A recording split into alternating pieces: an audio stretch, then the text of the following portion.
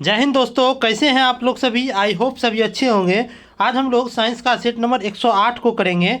उससे पहले जो भी चैनल को सब्सक्राइब नहीं किए हैं वो चैनल को सब्सक्राइब कर ले तथा इस वीडियो को अपने दोस्तों में भी शेयर कर दे। और इसका पीडीएफ हमारे टेलीग्राम चैनल नॉलेजबल पीडीएफ पर अपलोड कर दिया गया है और टेलीग्राम चैनल का लिंक इस वीडियो के डिस्क्रिप्शन में दे दिया गया है। और जो भी पिछला वीडियो नहीं देखे हैं, चैनल पर एक प्लेलिस्ट बना दिया गया है डेली साइंस प्रैक्टिस सेट नाम से। उस प्लेलिस्ट में जा करके आप पिछला वीडियो को देख ले, ठीक। और आप लोग कमेंट बॉक्स में अपना फीडबैक जरूर दीजिएगा, ठीक। चलिए आज के पहला प्रश्न को देखते हैं। देखिए पहला प्रश्न है कि निम्नलिखित में से कौन सी मूल भौतिक राशि है, ठीक। तो इस सब में से कौन है जो कि मूल भौतिक राशि है, ठीक। देखिए मूल भौतिक राशि की टोटल संख्या कितना है, तो 7 को, ठीक। देखिए सातों मूल भौतिक राशि को देख लेते हैं। देखिए पहला मूल भौतिक राशि है लंबाई, ठीक, जिसका मूल मात्रक क्या है, मीटर होता है और इसे एम द्वारा सूचित किया जाता है, कि स्मॉल एम द्वारा सूचित किया जाता है मीटर को, ठीक। और दूसरा होता है द्रव्यमान, ठीक। द्रव्यमान का मूल मात्रक क्या होता है, तो केजी यानी कि किलोग्राम होता है, जिसे केजी द्वारा डिनोट किया जाता है, ठीक।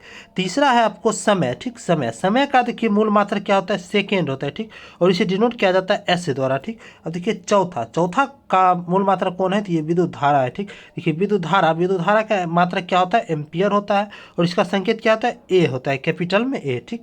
अब देखिए उष्मा गतिकी ताप, ठीक। उष्मा गतिकी ताप जो है यानी कि ताप सीधे, तो ताप का ऐसा मात्रक क्या होता है, केल्विन होता है, ठीक। और इसका संकेत क्या होता है, के होता है। अब देखिए ज्योति तीव्रता है और इसका मात्रक कैंडिला होता है और संकेत में क्या होता है, सीडी होता है, ठीक। अब देखिए पदार्थ की मात्रा है, ठीक। पदार्थ की मात्रा का मूल मात्रक क्या है, तो मोल है, ठीक। अब देखिए इसका संकेत क्या है, तो स्मॉल में है MOL, ठीक। तो यही सातों क्या है आपको, तो ये आपको मूल भौतिक राशि है, ठीक। यही सातों क्या है, तो मूल भौतिक राशि। देखिए इस में से कौन ऑप्शन में दिया हुआ है, देखिए ऑप्शन नंबर सी में देखिए विद्युत धारा दिया हुआ है। देखिए यहाँ भी विद्युत धारा है, तो यही क्या है आपको मूल भौतिक राशि। देखिए बल हो गया, वेग हो गया, कार्य हो गया, सब क्या है आपको, तो मूल भौतिक राशि नहीं है, ठीक। तो इसका उत्तर ऑप्शन नंबर सी हो जाएगा, विद्युत धारा, ठीक। चलिए अगला प्रश्न है कि शक्ति का मात्रक क्या होता है। देखिए शक्ति को जो है आपको पी से डिनोट किया जाता है, ठीक, यानी पी से, ठीक।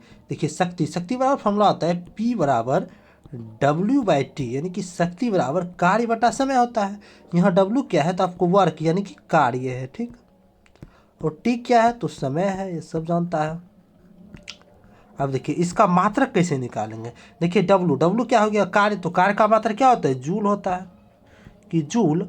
अब बटा में क्या है, टाइम यानी कि टी है, टी। तो समय का मात्रक क्या होता है आपको, तो सेकेंड होता है, यानी कि इसका मात्रक क्या हो गया आपको, कि जूल पर सेकेंड हो गया। क्या हो गया, जूल पर सेकेंड हो गया, इसका मात्रक जूल पर सेकेंड, ठीक ना।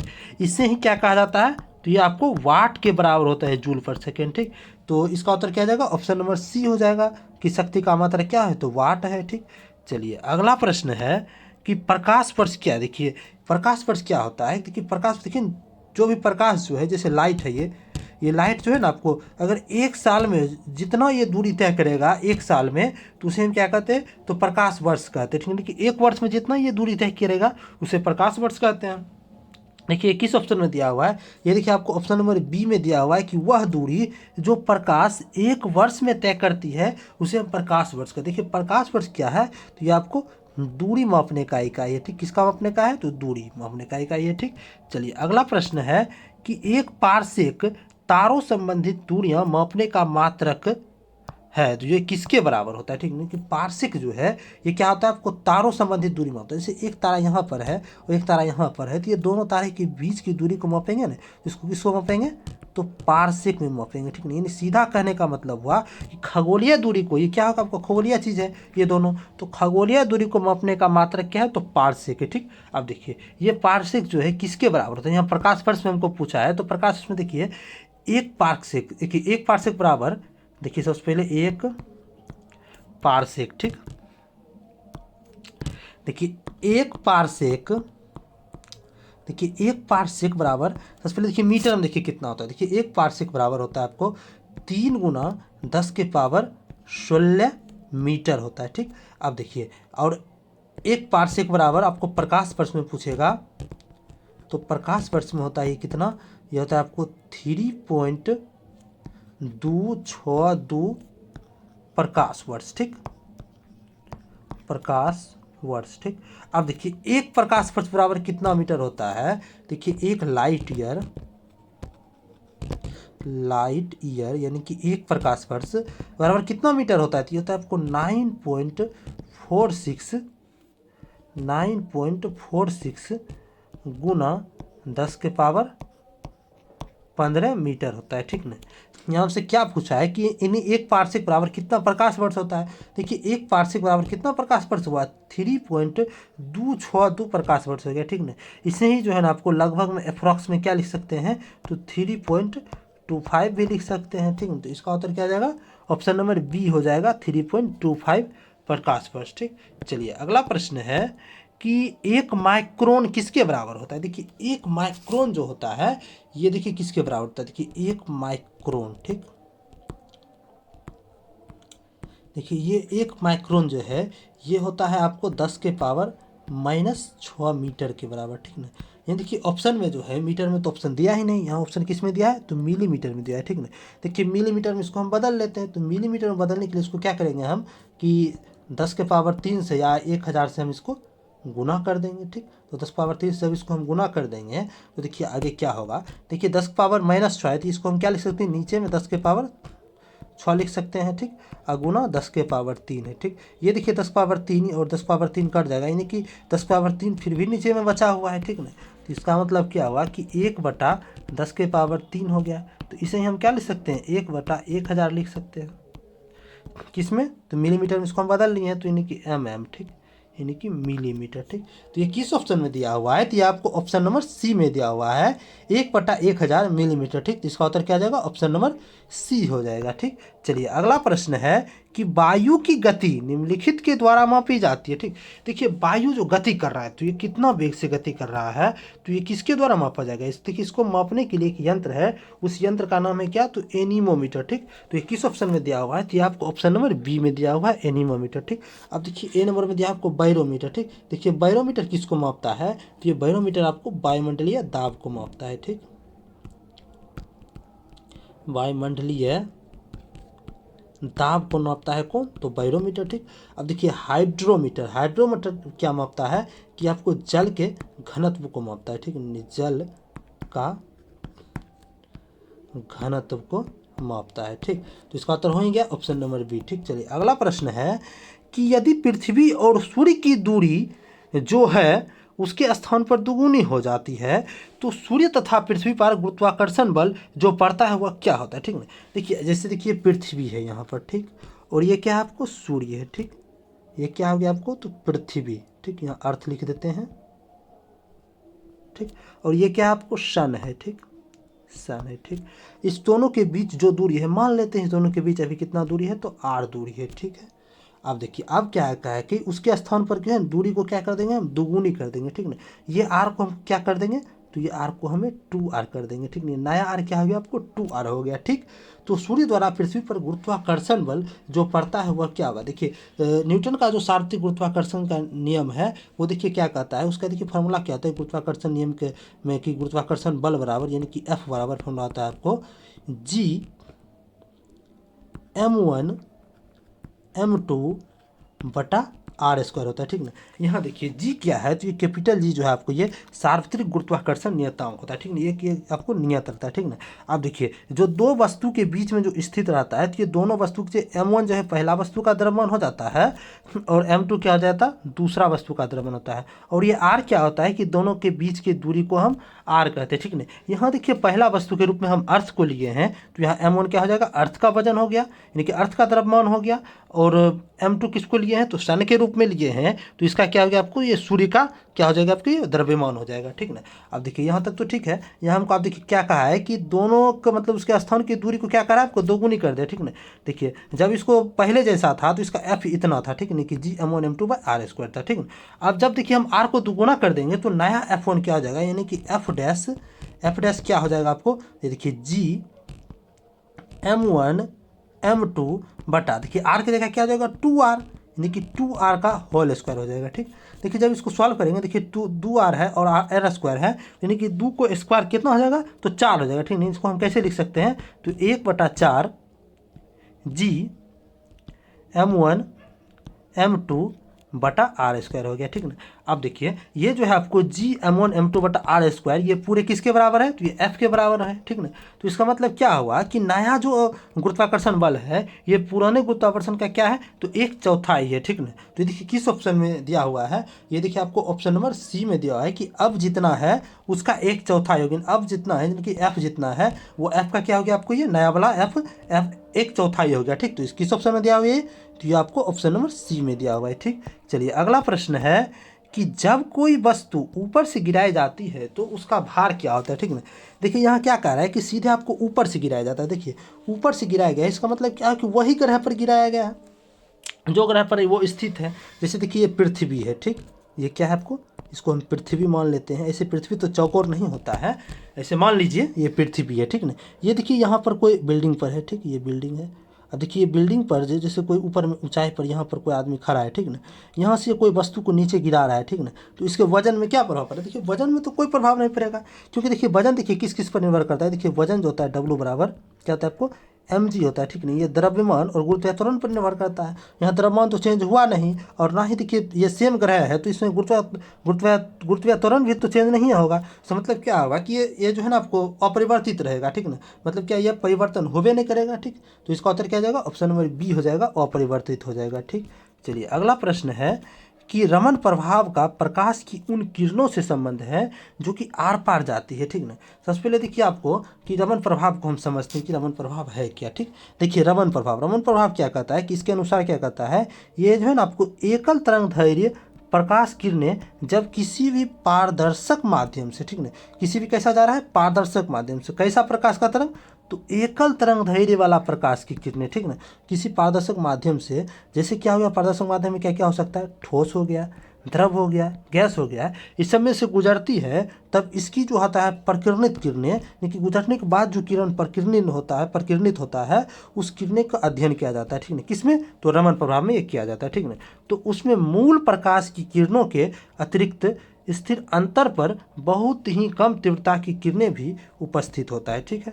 तो इस किरणों को क्या कहते हैं, हम रमन प्रभाव कहते हैं, ठीक है ना। देखिए हमसे क्या पूछा है कि रमन प्रभाव का प्रकाश की उस किरणों का संबंध है जो कि आर पार जाता है, तो वो किस किरणों से किसके आर पार ये जाता है, तो ये कोई भी पारदर्शी माध्यम के ना आर पार जाता है। देखिए यहाँ कहाँ पर दिया हुआ है, देखिए पारदर्शक माध्यम, देखिए पारदर्शक माध्यम के रूप में क्या क्या हो सकता है, तो ये ठोस, द्रव या गैस तीनों हो सकता है, ठीक ना। जिनकी ये पारदर्शक माध्यम के आर पार जा रहा है तो इसका उत्तर क्या जाएगा, ऑप्शन नंबर डी हो जाएगा, क्या, तो सभी पारदर्शी माध्यम के, ठीक।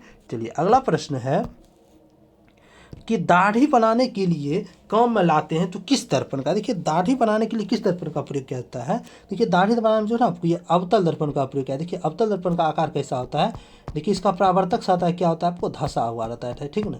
तो इसे हम क्या कहते हैं, अवतल दर्पण कहते हैं। देखिए इसका क्या प्रकृति है अवतल दर्पण का, तो इस प्रकृति के कारण इसमें जो आपको बनाया जाता है, दाढ़ी बनाने के लिए इसका यूज किया जाता है। देखिए इसमें जब कोई भी प्रतिबिंब यहाँ वस्तु रखा हुआ है तो इसका प्रतिबिंब जब बनेगा तो ये प्रतिबिंब जो है ना आपको दर्पण में जो है ना आपको ये सामने बनेगा, ठीक है, दर्पण के सामने, और ये जो है ना अपने वस्तु के आकार से क्या हो जाएगा, आपको ये बड़ा बन जाएगा, ठीक है ना, बड़ा बनेगा प्रतिबिंब। तभी देखिए यहाँ पर छोटा दाढ़ी भी रहेगा तो ये क्या हो जाएगा, दर्पण के प्रतिबिंब में ये बड़ा दिखेगा तो काटने में क्या होगा, आसान हो जाएगा, ठीक ना। तो इसी कारण से जो है आपको दाढ़ी बनाने में काम लाते हैं कौन दर्पण का, तो अवतल दर्पण का, ठीक। तो इसका उत्तर क्या हो जाएगा, ऑप्शन नंबर ए हो जाएगा, अवतल दर्पण, ठीक। चलिए अगला प्रश्न है कि सामान्य टीवी रिमोट कंट्रोल में उपयोग की जाने वाली तरंगें कौन सी होती है, ठीक है।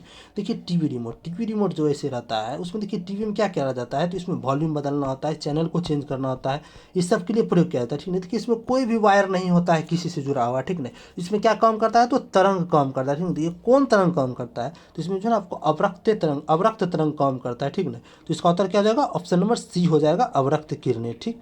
चलिए अगला प्रश्न है कि विद्युत उपकरण में अर्थ का उपयोग किया जाता है क्यों, ठीक। देखिए ये कोई विद्युत उपकरण है, ठीक, ये क्या है, विद्युत उपकरण क्या है, ये फ्रीज है, ठीक।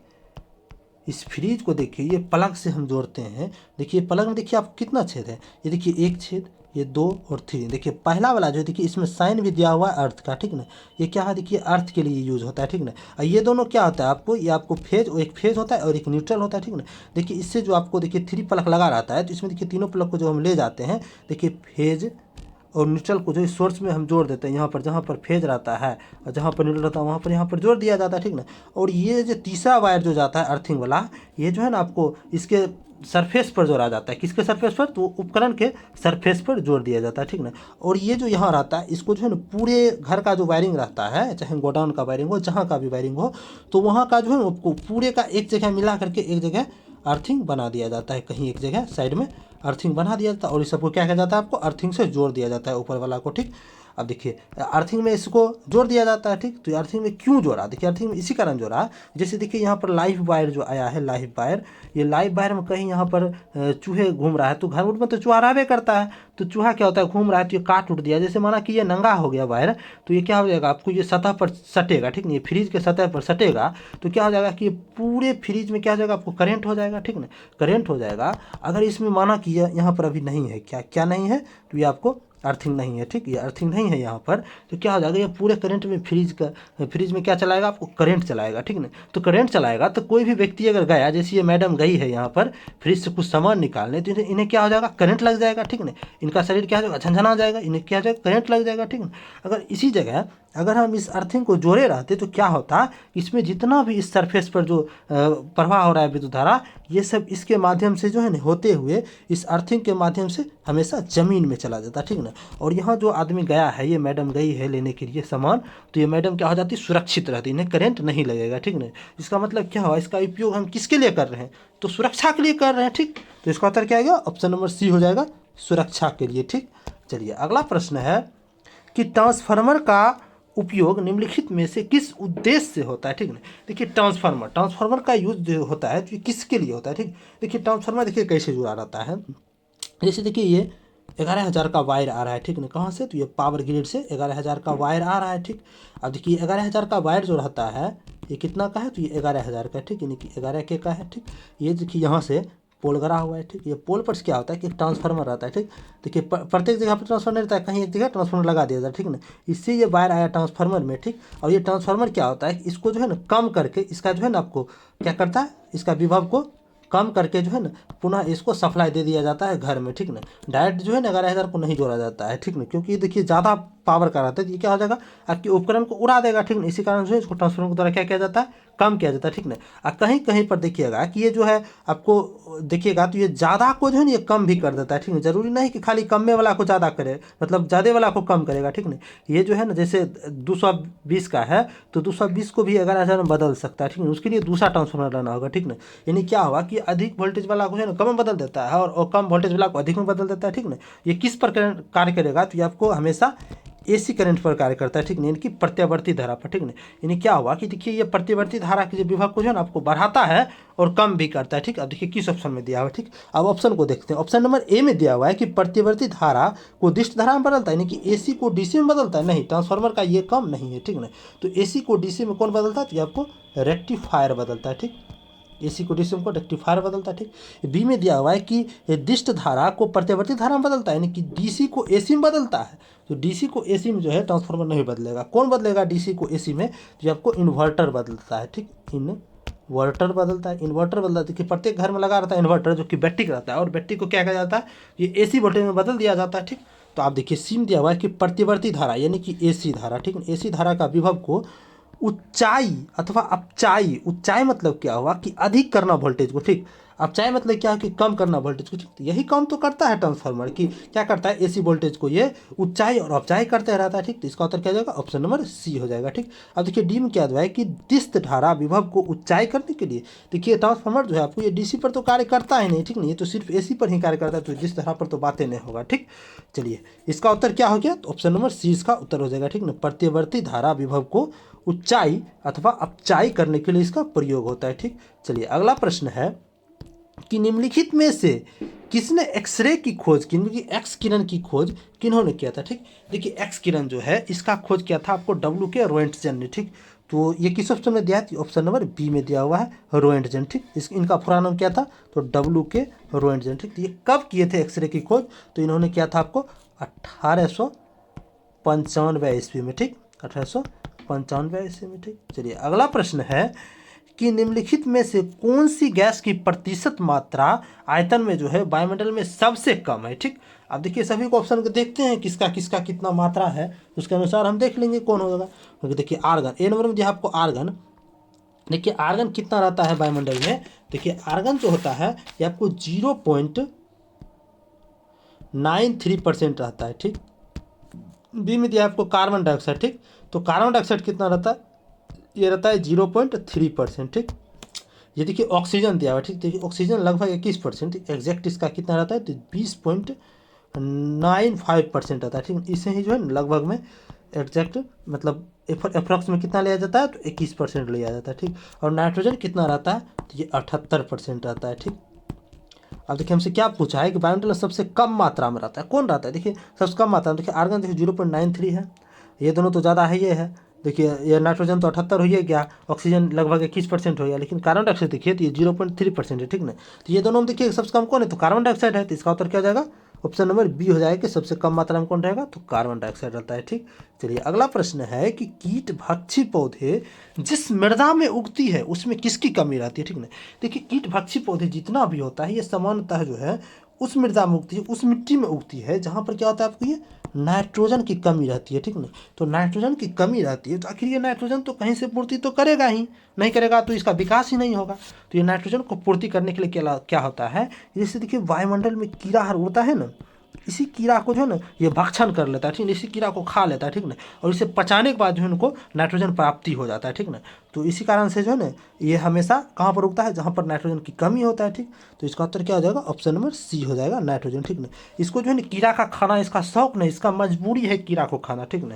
क्योंकि देखिए इसको नाइट्रोजन नहीं पूरा करेगा तो ये पेड़ पौधा क्या हो जाएगा ये सूख जाएगा, तो इस कारण ये अपना नाइट्रोजन पूरा करने के लिए कीड़ा को खाता है, ठीक। तो इसका उत्तर ऑप्शन नंबर सी हो जाएगा, ठीक। अब देखिए कुछ कीट भक्षी पौधा है उसका हम उदाहरण देख लेते थे। देखिए कुछ कीट भक्षी पौधा है जैसे देखिए आपको नेपथेंथिस हो गया, क्या हो गया नेफेंथिस, नेफेंथिस हो गया, नेफेंथिस, डायोनिया, ये सब क्या है आपको कीट भक्षी पौधा है, ठीक ना। डायोनिया, ड्रोसेरा, यूट्रिकुलेरिया, ठीक। ये सब किसका उदाहरण है तो ये सब आपको कीट भक्षी पौधा का उदाहरण है, ठीक। चलिए अगला प्रश्न है कि खाने का सोडा, खाने का सोडा इस सब में से कौन है, ठीक। देखिए खाने का जो सोडा होता है वो होता है आपको सोडियम बाइकार्बोनेट, ठीक। तो इसका उत्तर क्या हो जाएगा ऑप्शन नंबर बी हो जाएगा। देखिए सोडियम बाइकार्बोनेट जो होता है इसका फार्मूला क्या होता है, इसका फार्मूला होता है आपको NaHCO3, किसका होता है NaHCO3 होता है, ठीक ना। देखिए इसे है सोडियम बाइकार्बोनेट कहिए या इसे सोडियम हाइड्रोजन कार्बोनेट भी कहते हैं, क्या कहते हैं इसको तो सोडियम हाइड्रोजन कार्बोनेट, ठीक, हाइड्रोजन, ठीक। सोडियम हाइड्रोजन कार्बोनेट भी इसे कहा जाता है, ठीक। अब देखिए एक हो गया ये आपको खाने वाला सोडा। अब देखिए धोने वाला सोडा जो होता है, धोने वाला सोडा जिससे कपड़ा धोया जाता है, धोने वाला सोडा, ठीक। देखिए इसका फार्मूला देख लीजिए, धोने वाला सोडा जो होता है इसे हम कहते हैं सोडियम कार्बोनेट, ठीक। इसको क्या कहते हैं तो सोडियम कार्बोनेट, ठीक। तो सोडियम कार्बोनेट इसका फार्मूला क्या हो जाएगा आपको तो Na2CO3 हो गया आपको सोडियम कार्बोनेट, ठीक। तो इसका उत्तर क्या हो गया ऑप्शन नंबर बी हो गया, ठीक। देखिए अगला प्रश्न है कि डायनामाइट के निर्माण में प्रयुक्त होने वाला रासायनिक कौन है, ठीक है। देखिए डायनामाइट क्या है तो डायनामाइट है आपको एक प्रकार का ये क्या है विस्फोटक है, ठीक है। तो इसमें देखिए किसका प्रयोग होता है तो इसमें प्रयोग होता है आपको नाइट्रोग्लिसरीन का, ठीक। किसका प्रयोग होता है तो नाइट्रोग्लिसरीन का, ठीक। अब देखिए किस ऑप्शन में दिया, देखिए किसी भी ऑप्शन में नाइट्रोग्लिसरीन नहीं दिया हुआ है, ठीक है। देखिए नाइट्रोग्लिसरीन का ही दूसरा नाम क्या है आपको तो इसी का दूसरा नाम है आपको ग्लाइसेरॉल ट्राइनाइट्रेट, ठीक, ट्राइनाइट्रेट, ठीक। देखिए ये जो है आपको ये कैसा पदार्थ है, ये हमेशा जो है आपको ये रंगहीन पदार्थ है, ठीक। ये रंगहीन पदार्थ है और ये कैसा विस्फोटक है तो ये आपको तैलीय विस्फोटक है, कौन सा है तो ये तैलीय विस्फोटक है, ठीक। तो इसका उत्तर क्या आ जाएगा देखिए किस ऑप्शन में दिया हुआ है ग्लाइसेल ट्राई नाइट्रोजन, तो ये आपको ग्लाइसेरॉल ट्राई नाइट्रोजन ये नाइट्रेट ये किस ऑप्शन दिया है तो ये ऑप्शन नंबर सी में दिया हुआ है, ठीक। तो इसका उत्तर ऑप्शन नंबर सी हो गया, ठीक। चलिए अगला प्रश्न है कि घरेलू ईंधन के रूप में प्रयुक्त जो LPG होता है इसमें मुख्यतः क्या प्रयोग होता है। देखिए LPG इसका फुल फॉर्म होता है आपको लिक्विफाइड लिक्विफाइड पेट्रोलियम गैस, ठीक, पेट्रोलियम गैस होता है, ठीक। अब देखिए इसमें जो होता है आपको मुख्य रूप से किसका प्रयोग किया जाता है, देखिए इसमें जो आपको मुख्य रूप से प्रयोग होता है प्रोपेन और ब्यूटेन का, ठीक, किसका किसका, तो प्रोपेन एंड ब्यूटेन का होता है, ठीक ना। देखिए प्रोपेन, प्रोपेन क्या होता है, देखिए इसका फॉर्मूला आपको C3H8 होता है। और देखिए ब्यूटेन, ब्यूटेन का क्या होता है, तो आपको C4H10 होता है, ठीक। अब देखिए ये LPG जो होता है, ये LPG का अपना जो है स्वयं का कोई गंध नहीं होता है, ठीक ना। तो अगर ये लीक कर जाएगा तो इसको हम कैसे पता लगाएंगे, तो इसको पता लगाने के लिए इसमें एक यौगिक मिला दिया जाता है। तो वो यौगिक का नाम क्या है, तो उसे कहते हैं हमको इथाइल मर्केप्टन, ठीक, इथाइल मर्केप्टन, ठीक। तो इस इथाइल मर्केप्टन को मिला जाता है इसके गंध को पता लगाने के लिए, इसका रिसाव हुआ नहीं हुआ, ठीक ना। तो इसमें हमसे क्या पूछा है कि एलपीजी का मुख्यतः स्रोत क्या है, तो मुख्यतः स्रोत क्या है, तो ब्यूटेन और प्रोपेन है, ठीक। तो देखिए ब्यूटेन और प्रोपेन किस ऑप्शन, देखिए ऑप्शन नंबर डी में सिर्फ ब्यूटेन दिया, तो इसका उत्तर क्या हो जाएगा, ऑप्शन नंबर डी हो जाएगा ब्यूटेन, ठीक। देखिए अगला प्रश्न है कि अधिकांश कीट श्वसन करते हैं किसके द्वारा, ठीक ना। देखिए कीट श्वसन करता है, जो कैसे श्वसन करता है, देखिए कीट जो है मानव की तरह ही क्या करता है कि आपको ऑक्सीजन लेता है और क्या करता है, आपको कार्बन डाइऑक्साइड को ये छोड़ता है, ठीक ना। तो ये कार्बन डाइऑक्साइड को छोड़ता है, तो ये किस अंग के द्वारा करते हैं अपना श्वसन, ये आपको श्वसन करता है आपको वातक तंत्र के द्वारा, ठीक ना। तो ये किस ऑप्शन में दिया है, ये ऑप्शन नंबर डी में दिया है वातक तंत्र, ठीक। चलिए अगला प्रश्न है कि हमारे शरीर में अनुवांशिकता की इकाई को क्या कहते हैं, यानी कि अनुवांशिकता की इकाई क्या हुआ, जो कि क्या करेगा आपके जो अनुवांशिकीय गुण जो होता है, यानी कि अनुवांशिकीय लक्षण, ये अनुवांशिकीय लक्षण को जो है ना ये धारण कर लेता है और ये अगले पीढ़ी में जो है आप ट्रांसफर करते रहता है, ठीक ना। तो ये क्या हुआ, तो ये आपको ये किसका काम है, तो आपको जीन का काम है, ठीक। तो इसका उत्तर क्या हो जाएगा, ऑप्शन नंबर सी हो जाएगा जीन, ठीक। चलिए अगला प्रश्न है कि किसी भी प्रजाति में गुणसूत्र की संख्या क्या होती है, ठीक ना। क्योंकि कोई भी प्रजाति जैसे मानव ही है, मानव ही है, तो मानव में देखिए एक है आपको कौन है, एक कोई ये लड़का है, ठीक, और ये कोई लड़का है, दूसरा लड़का है, ठीक, ये मोटा सा लड़का है, ठीक। अब देखिए ये दोनों में क्या होता है कि देखिए दोनों में हमेशा गुणसूत्र कितना होगा, 46 ही होगा, ठीक। चाहे इसका उम्र कितना भी हो, ये 10 साल का लड़का है, ये 12 साल का है, चाहे इसका 20 साल उम्र है, चाहे इसका 40 साल उम्र है, उससे कोई मतलब नहीं है, ठीक ना। यानी कि ये सेम जाति का होना चाहिए, इसका सेम प्रजाति होना चाहिए, ठीक ना। इसका प्रजाति सेम रहेगा तो इसका गुणसूत्र क्या होगा, हमेशा सेम ही रहेगा, ठीक है। कि दोनों में क्या होगा, आपको स्थिर रहने का। जैसे कि कुत्ता ही ले लीजिए, तो कुत्ता आपको कैसा भी कुत्ता होगा, काला, पीला, उजला, बूढ़ा कुत्ता, बच्चा कुत्ता, किसी में देखिए तो उसमें उसका गुणसूत्र क्या होगा, समान ही होगा, ठीक है। सभी में एक समान होगा, कि उसका जाति कौन हो गया, ये कुत्ता समूह, यानी कि कुत्ता जितना समूह कुत्ता वाला समूह है तो उसमें सेम होगा, यानी कि जो समूह में हो जाएगा उस समूह में सभी का क्या हो जाएगा आपको, तो उसका गुणसूत्र समान हो जाएगा, ठीक है। इसका मतलब क्या हुआ कि किसी भी प्रजाति में गुणसूत्र क्या होगा, आपको स्थिर रहता है, तो इसका उत्तर क्या हो जाएगा, ऑप्शन नंबर सी हो जाएगा, स्थिर रहता है, ठीक। चलिए अगला प्रश्न है कि निम्न में से कौन सा एक जैविक उर्वरक है, ठीक है। जैविक उर्वरक इस समय से कौन है, ठीक। अब देखिए ऑप्शन को देखते हैं, ऑप्शन नंबर ए में दिया है कि यूरिया, ठीक ना। यूरिया क्या है, ये उर्वरक जरूर है लेकिन ये क्या है आपको, ये जैविक उर्वरक नहीं है, ठीक ना। तो इसका ये तो उत्तर नहीं होगा, ठीक। अब देखिए बी में दिया हुआ कि 2,4-D, देखिए 2,4-D क्या है कि यहाँ देखिए ये 2,4-D है, ठीक। देखिए 2,4-D यहाँ लिखा हुआ है कि 2,4-D किसका किसका किलर है, ये वीड किलर है, ठीक है। वीड मतलब क्या होता है कि खरपतवार नाशी, देखिए वीड मतलब हुआ आपको खरपतवार, ये खरपतवार को नाश कर रहा है, ठीक है। उर्वरक तो हो ही नहीं सकता है, ये भी नहीं हुआ, ठीक। आप देखिए सी नंबर में दिया है आपको स्ट्रेप्टोसाइक्लिन, ठीक, यही है आपको स्ट्रेप्टोसाइक्लिन, ठीक। ये स्ट्रेप्टोसाइक्लिन क्या करता है, ये आपको जीवाणु नाशक है, ठीक ना। ये जो है ना पेड़ पौधा में किसको नाशक करता है, ये आपको जीवाणु को नाश करता है, कौन, तो स्ट्रेप्टोसाइक्लिन, ठीक। अब देखिए ऑप्शन नंबर डी में दिया है कि एजोला, ठीक। देखिए एजोला, एजोला क्या है कि यही है आपको एजोला, ठीक ना। ये देखिए एजोला क्या है, इसका वैज्ञानिक नाम क्या है, तो इसे वैज्ञानिक नाम इसका फर्न है, ठीक ना। एजोला का वैज्ञानिक नाम क्या है, तो इसका वैज्ञानिक नाम फर्न है, ठीक ना। ये जो है आपको ये लगभग जो ये शैवाल के जैसा ही लगता है, ठीक ना। ये शैवाल से क्या होता है आपको, ये मिलता जुलता रहता है, ठीक है। शैवाल से यह मिलता जुलता है इसका प्रकृति, ठीक है। और ये जो है समानता कहाँ पर उपजाया जाता है, तो ये समानता इसका उपजाया जाता है, तो ये खेत यानी कि कौन खेत में, तो गेहूँ नहीं, धान खेत में उपजाया जाता है, ठीक नहीं। किस खेत में उपजाया जाता है, तो ये धान खेत में ये ज़्यादातर ये उपजाया जाता है, ठीक नहीं। और इसी का जो है ना आपको जैविक उर्वरक बनता है, ठीक है। तो इसका मतलब क्या हुआ कि इस समय से जैविक उर्वरक कौन है, तो एजोला जैविक उर्वरक है, ठीक। तो इसका उत्तर हो जाएगा ऑप्शन नंबर डी हो जाएगा एजोला, ठीक। यही है आपको एजोला, ठीक। चलिए अगला प्रश्न है कि किस विटामिन में कोबाल्ट होता है। देखिए कोबाल्ट किस में होता है, देखिए कोबाल्ट होता है आपको विटामिन B12 में, ठीक। तो इसका उत्तर क्या हो जाएगा, ऑप्शन नंबर डी हो जाएगा, विटामिन B12। देखिए विटामिन B12 जो होता है इसका रासायनिक नाम क्या है, तो इसका रासायनिक नाम है आपको है तो साइनोकोबालामीन होता है, ठीक ना, साइनोकोबालामीन होता है, ठीक ना। ये साइनोकोबालामीन क्या है, आपको विटामिन B12 का नाम है, ठीक ना। इसमें क्या कौन सा तत्व पाया जाता है, तो इसमें कोबाल्ट पाया जाता है, ठीक ना। चलिए अगला प्रश्न है कि एक कठोर परिश्रम करने वाले पुरुष की दैनिक ऊर्जा की आवश्यकता होती है। मतलब एक पुरुष है जो कि बहुत ज़्यादा काम करता है, मतलब वो कठोर काम करता है, मतलब वो ज़्यादा एक तरह समझिए वो हमेशा जो है कठिन काम करते रहता है, ठीक ना। तो उस पुरुष को जो है ना दैनिक आवश्यकता कितना कैलोरी होगा, ठीक ना। देखिए जो ज़्यादा काम करता है जो उसको जो है ना आपको दैनिक कितना होता है आपको कैलोरी आवश्यकता, ये होता है आपको 3500 से लेकर के 4000 कैलोरी तक कि इसको आवश्यकता होती है, ठीक ना।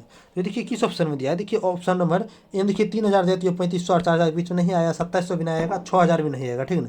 लेकिन देखिए 4000 जो है ये हो सकता है, ठीक। तो इसका उत्तर क्या आ जाएगा, ऑप्शन नंबर सी हो जाएगा, 4000 किलो कैलोरी होता है, ठीक। चलिए आज का अंतिम प्रश्न था, अगर आपको वीडियो अच्छा लगा हो, अगर आपको लगता है कि वीडियो आपके लिए यूजफुल है, तो आप इस वीडियो को ज़्यादा से ज़्यादा शेयर कर दें। आपके पास जितना भी स्टडी रिलेटेड ग्रुप है तो सारा में आप इस वीडियो को शेयर कर दें, ठीक, ताकि ये ज़्यादा लोग तक पहुँचे और ज़्यादा लोग इसका फ़ायदा उठा सके, ठीक। और आप वीडियो को लाइक भी कर लें और इस चैनल को सब्सक्राइब भी कर लें, ठीक। और इसका PDF हमारे टेलीग्राम चैनल नॉलेजेबल PDF पर अपलोड कर दिया गया है और टेलीग्राम चैनल का लिंक इस वीडियो का डिस्क्रिप्शन में दे दिया गया है। और जो भी पिछला वीडियो नहीं देखे हैं उसके लिए जो है चैनल पर एक प्लेलिस्ट बना दिया गया, ठीक ना। प्लेलिस्ट का नाम है डेली साइंस प्रैक्टिस सेट, ठीक। उस नाम से एक प्लेलिस्ट बना दिया गया है और प्लेलिस्ट में जो है सारा वीडियो को सीरियल वाइज अरेंज कर दिया गया, ठीक ना। और आप उस प्लेलिस्ट में जाकर के सारा वीडियो को एक तरफ से देख सकते हैं, ठीक ना। जिनको रिवीजन भी करना है तो वहाँ जाकर आप रिवीजन भी कर सकते हैं, ठीक। चलिए वीडियो में अंत तक बने रहने धन्यवाद, मिलते हैं अगले वीडियो में।